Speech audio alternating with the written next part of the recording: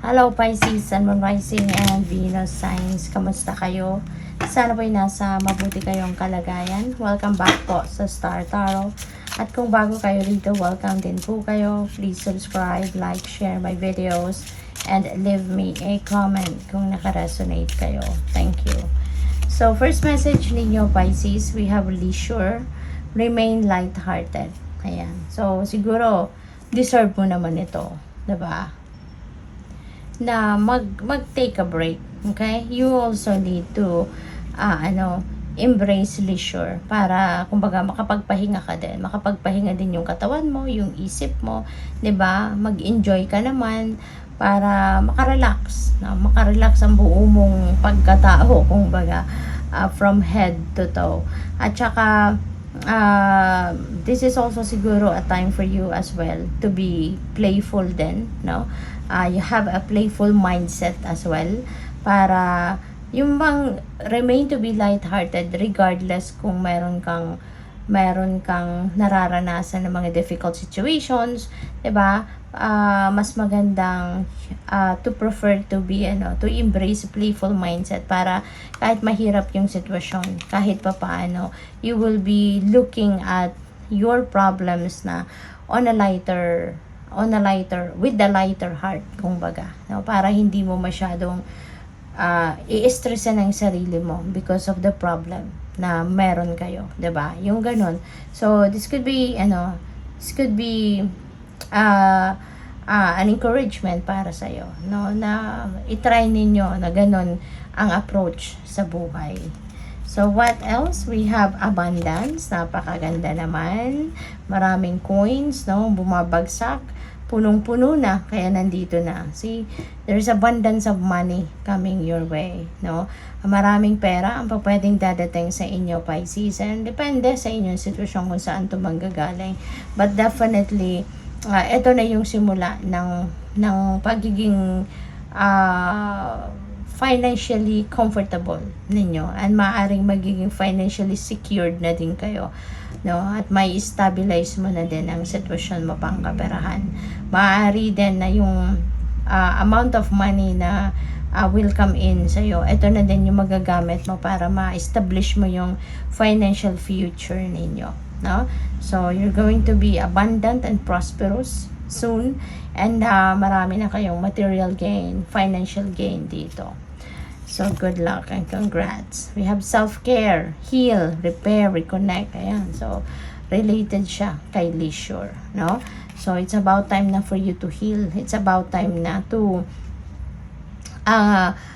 take extra care, no? Nurture yourself, nourish yourself, yung ganon. And bigyan mo yung sarili mo ng pagkakataon na mag-repair muna, mag-recuperate. You know, kailangan ninyo ngayon na mag-recharge. Okay? And mag-reconnect kayo sa sarili ninyo. Kasi maaaring for the longest time, hindi man lang kayo nakakapagpahinga. And minsan, 'di ba, meron tayong mga nararanasan na sa sobrang kabisihan natin, sa sobrang daming ginagawa natin, parang nakakalimutan na natin ang ating sarili. We don't even know ourselves anymore. 'Di ba? May mga pagkakataon na nasasabi natin sa sarili natin na hindi ko nakilala yung sarili ko. Kasi you've been focused on so many different things but yourself. No, but yung pagsa-self-care. Kaya ngayon, inaanyayahan kayo ng universe dito. This is a message, a strong message para sa iyo na heal yourself, heal your body, mind, and spirit. It's about time na for you to do some kind of self-care, no? And caring for yourself is also loving yourself, 'di ba? So, what else? We have loyal friend. Wow. You're very lucky.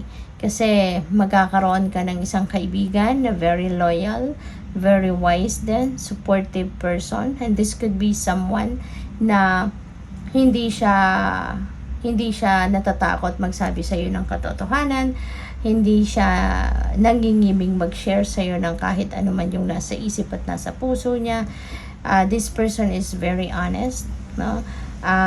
Kahit may kung kunyari siguro may makita siyang hindi maganda to sa iyo, meron kang flaws, meron kang pagkakamali, this kind of person, siya yung magsasabi sa iyo na na may ganun ka, may pagkakamali ka, or may ginawa kang hindi maganda, or may nasabi kang hindi maganda. So this is really a very sincere friend, no, na maaaring makilala mo, you know. Maybe this is a new one na makikilala mo pa lang, at magde-develop yung pagkakakilanlan ninyo into a very deep friendship, no? A very loyal friend.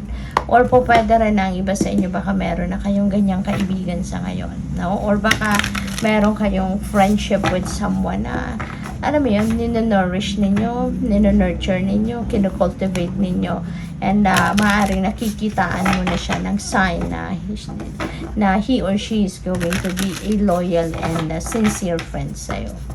So, thank you, Pisces, for subscribing to my channel. And if you haven't subscribed yet, subscribe na po kayo. And also, maraming salamat din, for those of you who are not skipping the ads, thank you. And please click the join button sa baba na video po kung gusto po din ninyong mag-join sa membership.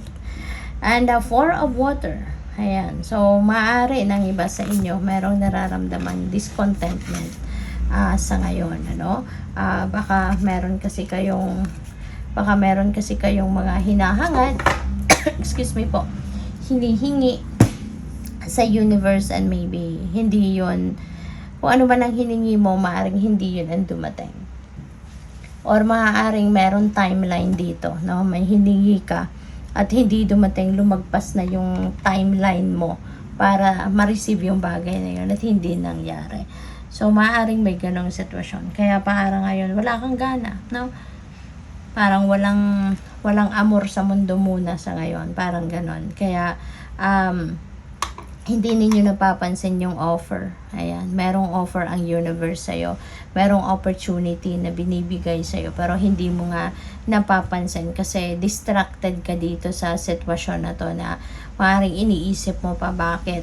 Diba? Bakit hindi dumating? Bakit hindi nangyari? Bakit hindi binigay sa'yo? Yung mga ganun. So, maybe you are so focused on that. Kaya hindi pa ninyo napapansin ang offer na binibigay sa'yo ng universe. So, this is a heads up para sa'yo. Look around you, Pisces. Okay? Look around you. Focus on what is happening right now. Diba? Tapos na to Tapos na. Nakaraan na yan, nangyari na, hindi mo na maibabalik yan, diba? Kaya sana, diba, isang tabi mo na yan, move forward and focus sa kung ano ang meron ka right now, kasi merong offer na binibigay sa'yo at hindi mo pa napapansin, diba? So before it slips away from you, diba? So pansinin mo na, look around you kasi merong blessing, no, na dumating. We have Knight of Earth. Ayan, so this is ngayon, you are getting something, an opportunity dito, and maaari, na yung opportunity na to could be this, na eventually papansinin mo na din, diba? And eventually siguro ma-realize mo na oo nga, diba? Bakit ko pa pinagpo-focusan yung nakaraan na yun, tapos na yung wala naman sa akin, at hindi ko pinapansin kung anong meron ako ngayon. So maaaring magkakaroon ng shift, diba? Ng mindset, shift kayo, energy shift. Kaya maaari, na pag yung opportunity na yan ay maaaring titignan din ninyo, no? At maaaring ito na yon, diba? Ito na yun, pwedeng magsisimula na kayo na maging mas positibo ang perspektibo, at mas aayusin mo na ngayon ang inyong sitwasyon. Mas aayusin mo na ngayon yung pag-iisip mo, yung mindset mo.